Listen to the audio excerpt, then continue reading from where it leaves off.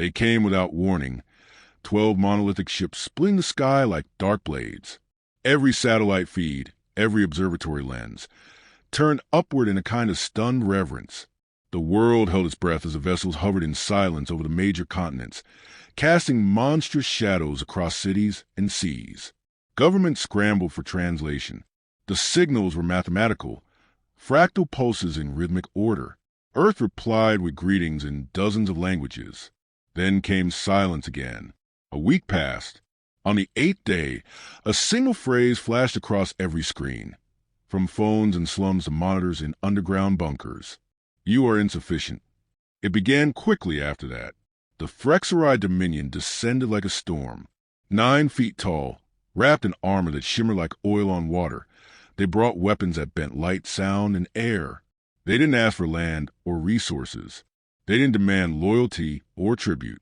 They were here to conquer, for the sport of it. In the first week, Earth's resistance faltered. Fighter jets were turned to ash mid-flight. Tanks melted under plasma beams.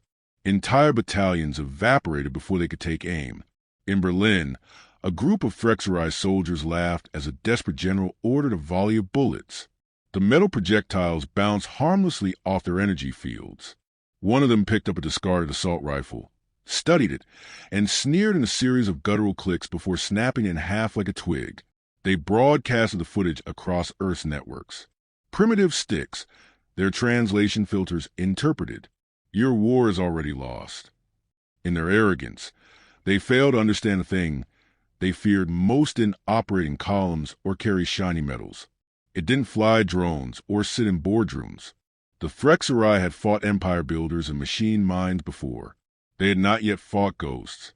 Far from cities and charred battlefields, in a jagged chain of mountains where borders dissolved into snow and silence, a man named Rahim Khan watched the sky. The locals called him Baba Rahim, an old shepherd who rarely spoke and never slept indoors. But long ago, before his beard turned silver and his bones ached in the cold, Rahim had another name.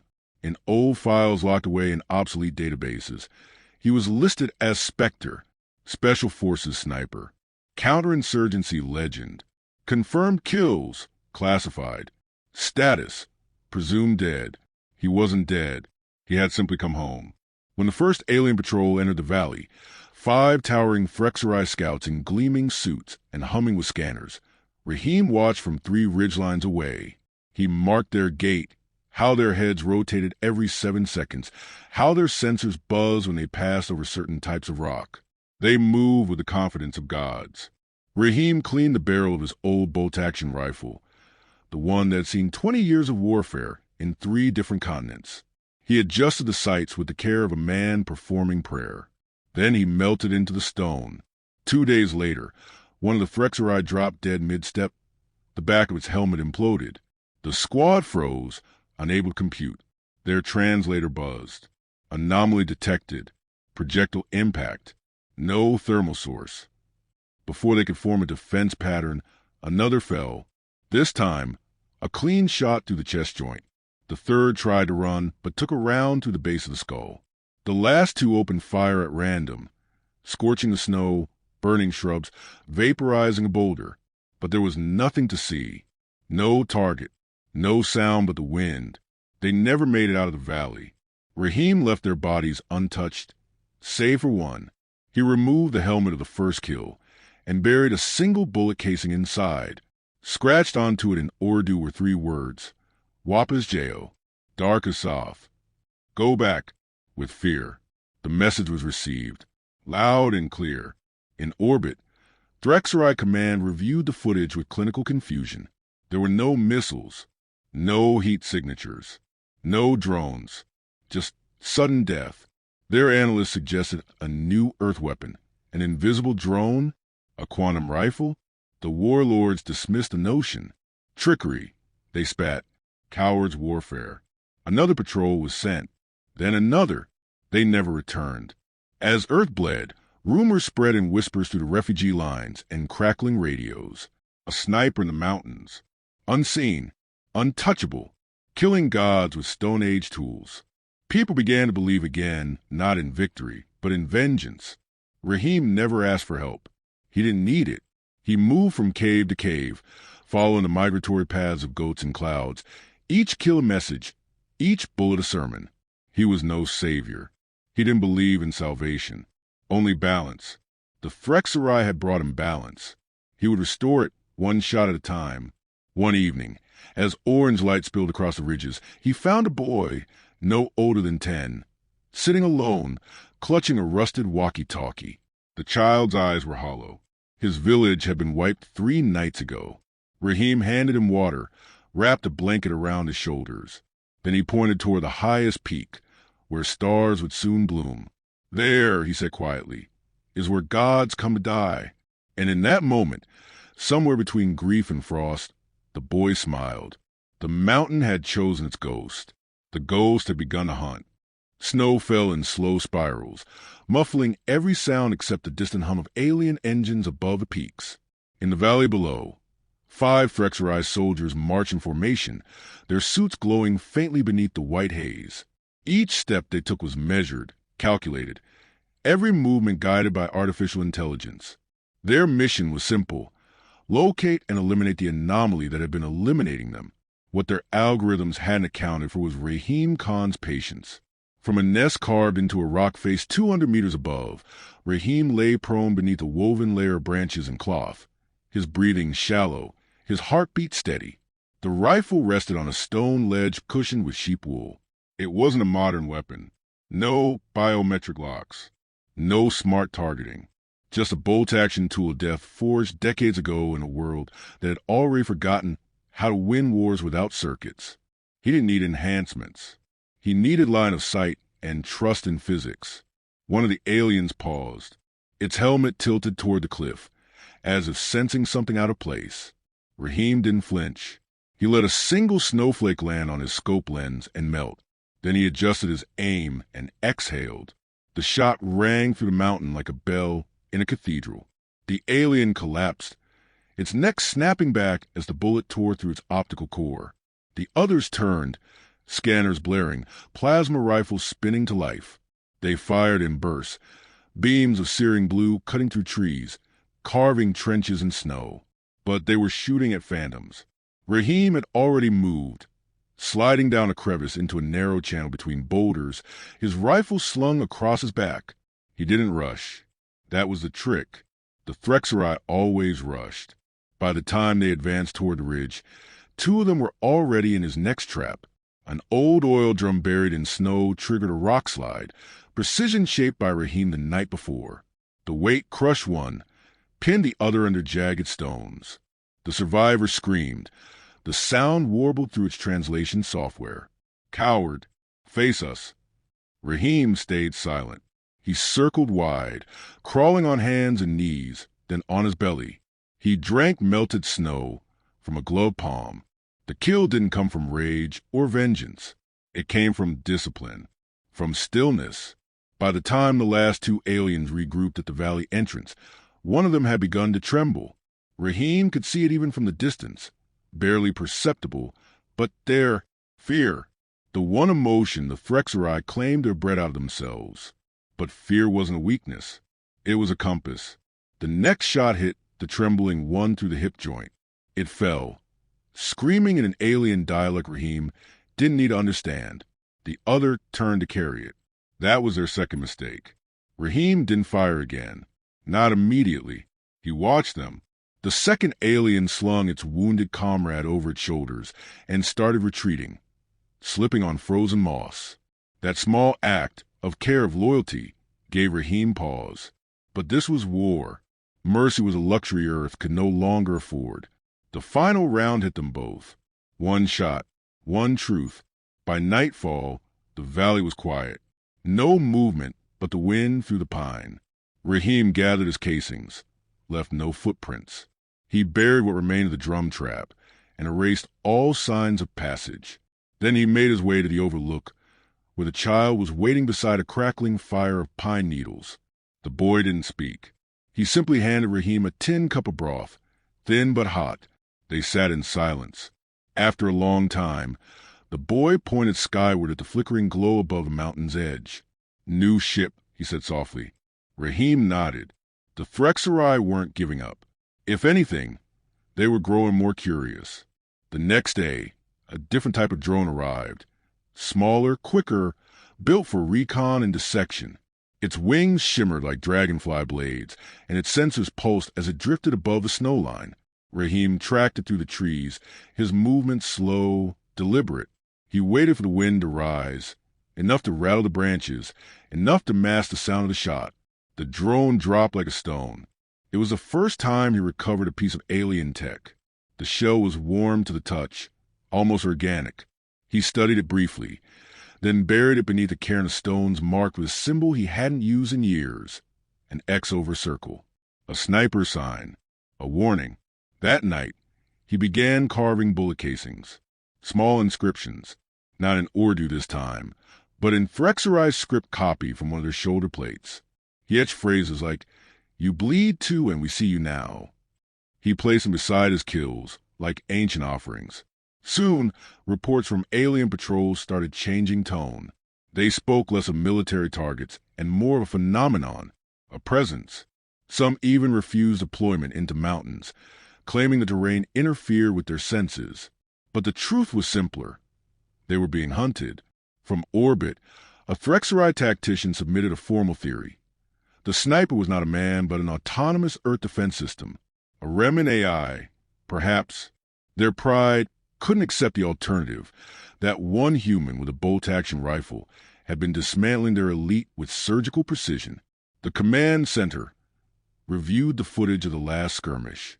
One alien, dying, had captured the briefest image through cracked lens glass, a figure in a long coat, face hidden, eyes locked through a scope, standing in stillness like a relic from an older, crueler time.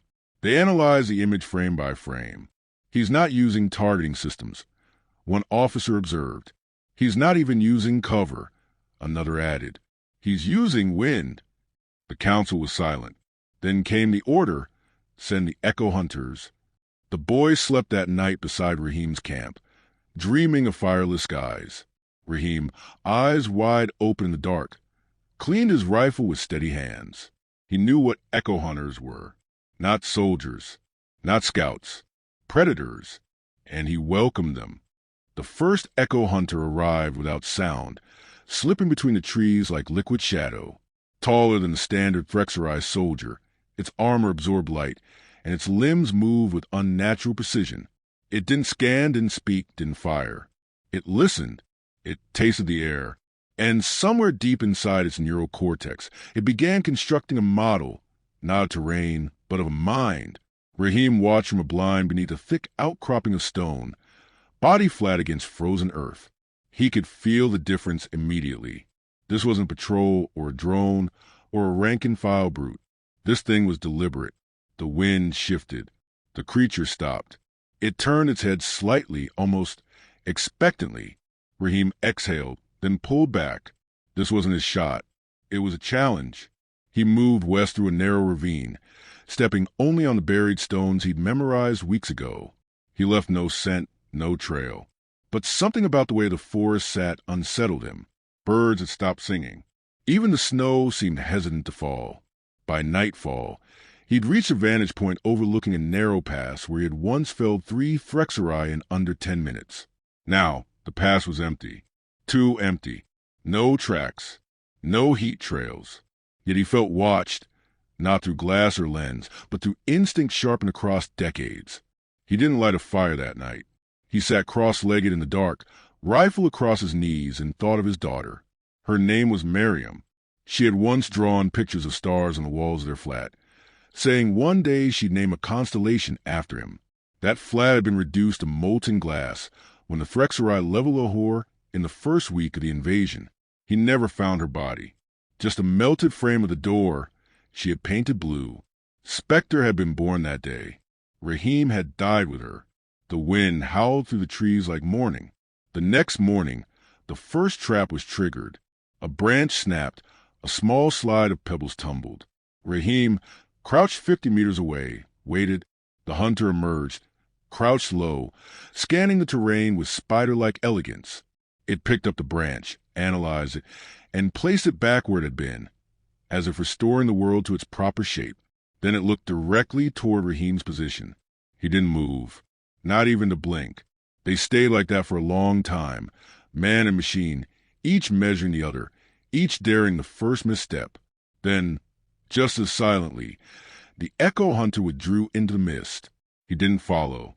He adjusted his rifle, moved camp, and began carving the terrain into a game board. Over the next week, 3 more hunters arrived. They never moved together, never communicated openly.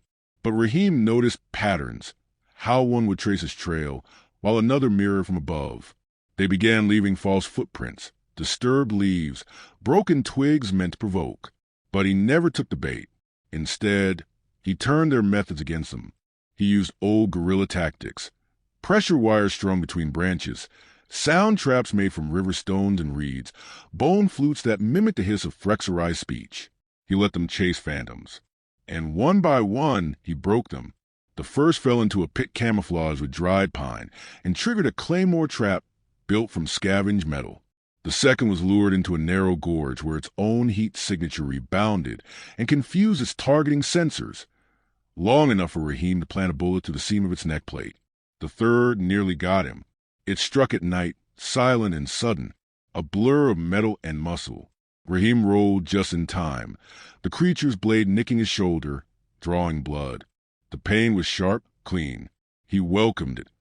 It reminded him he was still alive. The fight lasted less than 20 seconds. Rahim used the terrain, forced the hunter through a thicket of thorns, then into a narrow cleft where it had to turn sideways. A flick of his knife severed the coolant line at its knee. Sparks hissed. It fell twitching, trying to recalibrate, trying to understand. He knelt beside it. "Do you feel this?" he whispered, pressing 2 fingers to the seam of its throat. "This is what you brought here." He ended it with one shot. Word spread among the hidden human pockets. A name began circulating, the Mountain Ghost. They spoke of him in coded transmissions and smuggled notes. Children mimicked the shape of his rifle in the dust. Fighters in the lowlands began adapting his traps, his patience, his method. Across the mountain border, a small resistance cell ambushed a Frexerai convoy using nothing but mirrors, ropes, and a borrowed radio signal. They credited the ghost. Entire villages, once too afraid to speak, began organizing again. The alien command grew restless. They began executing soldiers who failed to engage. Some units refused to deploy into the mountain region at all. One transmission, captured by Earth operatives, carried a single phrase in harsh, hissing tones. "It watches through stone." Rahim watched it all unfold with quiet eyes. The boy, now more companion than orphan, had begun learning the rifle. Prone stance, breath control, trigger discipline. He didn't ask questions. He didn't cry. One morning, Rahim handed him a small tin case. Inside were 7 bullets, each one engraved with name, not in any Earth language, but in Frexerai glyphs. "Know what these are?" he asked. The boy nodded. "Promises." Rahim smiled faintly. It was the first time in weeks he had. By then, orbit had darkened again. A new vessel entered Earth's sky. Sleek, silent, made of something that shimmered like frozen smoke. It bore no insignia, no lights, just an old symbol carved into its hull. The Frexerai had sent someone else. Not soldiers, not trackers. Something worse. Rahim stood at the peak that night, watching the vessel descend like a star with no warmth. The child stood beside him, rifle slung over his shoulder, eyes reflecting firelight. "They're still coming," he said.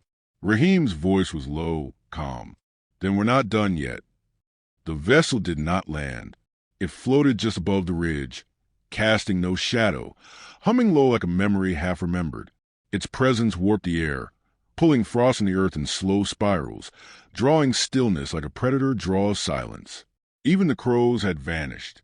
Rahim stood beneath the overhang of a broken cliff, watching the ship as its underbelly opened, not with hinges or flame, but as if space itself had grown a wound.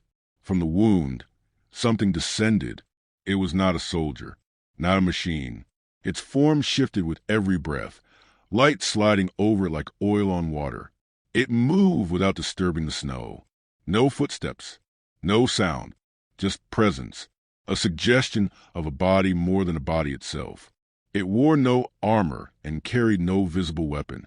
But Raheem knew this was not a warrior. This was judgment. The boy, crouched nearby with wide eyes, whispered, "Is that Threxeri?" Raheem didn't take his eyes off it. Worse, it teaches a Threxeri. This is what they send when fear no longer works. The being paused at the edge of the clearing, its gaze sweeping the rocks, the trees, the ash of the fallen. It studied the blood trails like poetry written in a foreign tongue. Then it turned its head toward Raheem's hiding place. "I see you," it said. Its voice was not electronic, not harsh. It was calm, too calm, like a priest giving last rites. Raheem stepped into view, rifle in hand, but lowered. "You've come far," he said evenly. "And late." The being moved forward, gliding more than walking. "You have caused great imbalance," it said in perfect Urdu. "Not just in death, but in memory. You teach them to hope."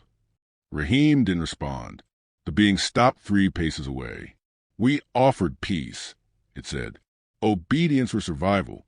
But you turned forests into battlegrounds. You taught the young to fight. You made a legend where there should have been silence. You offered slavery," Raheem replied, "and called it peace." The shimmer around the figure tightened. "You are no longer necessary. You may end this quietly. I will erase your name gently. The child may live, grow, forget." Raheem looked at the boy. His grip on his weapon was tight, but his hands didn't shake. He turned back to the being. "You want to erase me?" His voice lowered. "Try." A pulse split the sky. The being struck first, faster than sound. An arc of force cut through stone, slicing the ledge behind Raheem into gravel. He dove left, rolled, came up firing. His bullets distorted midair, slowed by some invisible field. Still one found flesh. The shimmer flared like a scream. The figure blinked out of sight. "Move!" Raheem shouted to the boy, already shifting position. The world exploded behind them, snow and stone flying upward like wings.